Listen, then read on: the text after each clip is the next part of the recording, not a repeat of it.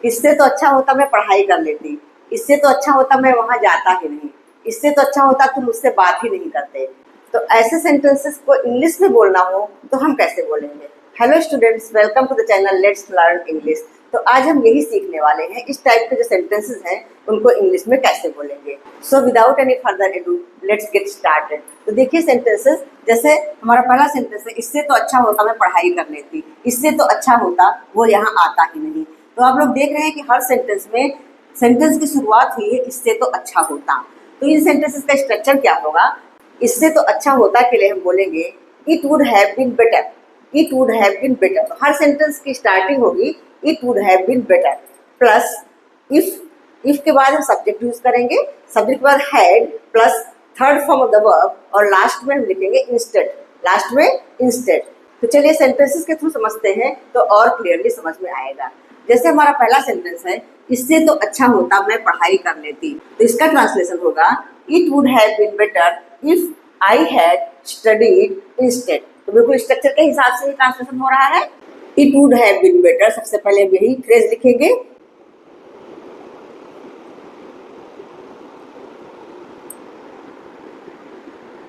It would have been better. उसके बाद if लगाना है हमें, तो हम लिखते हैं इफ के बाद से सब्जेक्ट यूज करना है, तो सब्जेक्ट है हमारा मैं, हम यहाँ पे लिखेंगे I. If I had studied, I had studied, मैं पढ़ाई कर लेती, तो I had studied. If I had studied, last में हमें लिखना है इंस्टेड, इंस्टेड। तो इस सेंटेंस का ट्रांसलेशन हुआ it would have been better if I had studied instead.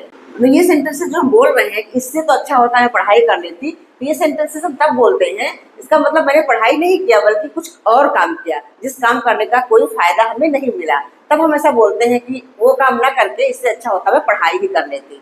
ठीक है, तो चलिए नेक्स्ट सेंटेंस इसी तरह से कर लेते हैं, इससे तो अच्छा होता वो यहाँ आता ही नहीं। तो इसको भी शुरू करेंगे, it would have been better,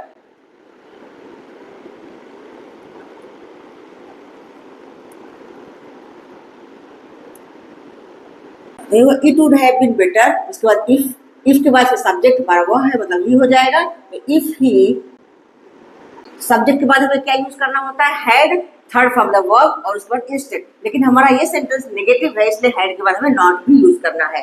तो if he had not, if he had not come here instead, last में हमें लिखना है इंस्टेड। ठीक है, इसका ट्रांसलेशन ऐसा हुआ it would have been better if he had not come here instead. तो ये बहुत ही इजी स्ट्रक्चर है, एक सेंटेंस सीखने के बाद ही आप सारे सेंटेंस अपने आप कर लेंगे। तो चलिए नेक्स्ट कर लेते हैं, इससे तो अच्छा होता तुम उससे बात ही नहीं करते। ये भी हमारा नेगेटिव है, तो हैड के बाद में नॉट यहाँ भी लगाना है। सबसे पहले तो वही it would have been better, it would have been better.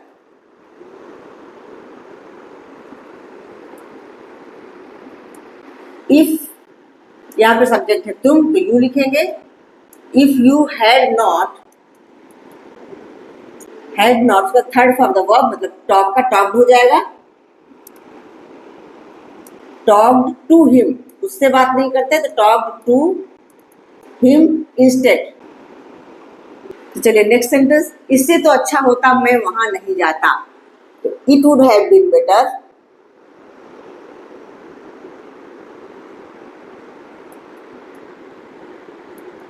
If I had, negative है तो नॉट लगाएंगे। इफ आई हैड नॉट, फिर गो का third form gone, gone there, gone there और लास्ट में instead.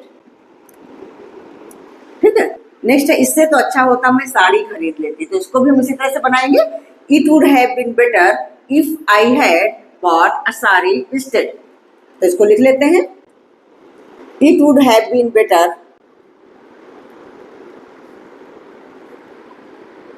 If I had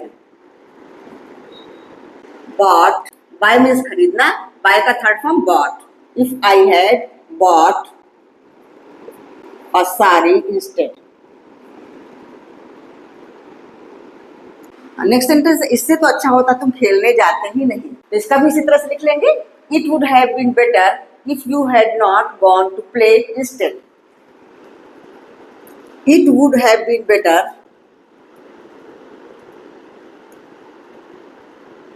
if subject हमारा है you, if you had, negative है तो not, gone to play instead. ठीक है, तो आई होप आप लोगों को सारे सेंटेंस अच्छे समझ में आ गए होंगे, इन सेंटेंस का स्ट्रक्चर भी समझ में आ गया होगा। तो नाउ इट्स प्रैक्टिस टाइम। एक सेंटेंस आप लोगों के लिए, इससे तो अच्छा होता तुम उसके घर जाते ही नहीं, तो इसकी इंग्लिश क्या होगी? Let me know in the comments below. That's all for today. See you soon in the next video with some more useful sentences. Till then, keep practicing, keep learning. Bye bye.